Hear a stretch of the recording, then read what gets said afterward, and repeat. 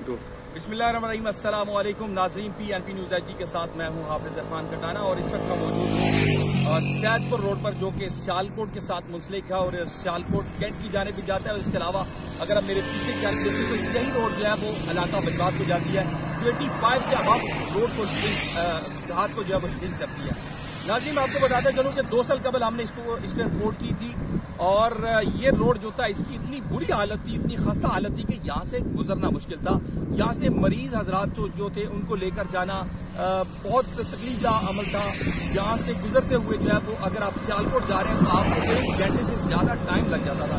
लेकिन जो हुकूमत है ये उनकी बड़ी जिम्मा काम करे, चाहे उसका किसी भी पार्टी से ताल्लुक हो, उसको जो है वो प्रमोट करना चाहिए, उसको सपोर्ट करना चाहिए।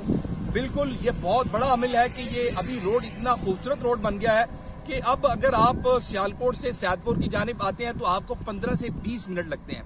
15 से 20 मिनट के दरमियान जो है वो आप यहाँ पे पहुंच जाते हैं। तो नाजरीन, आज हमारे ये रिपोर्ट करने का मकसद ये था कि हम जो है वो जिस वक्त इसकी हालत खस्ता है उस वक्त हमने इसको रिपोर्ट किया, तो आज भी ये हमारी जिम्मेदारी है कि हम रिपोर्ट करें कि आज ये रोड बहुत जबरदस्त और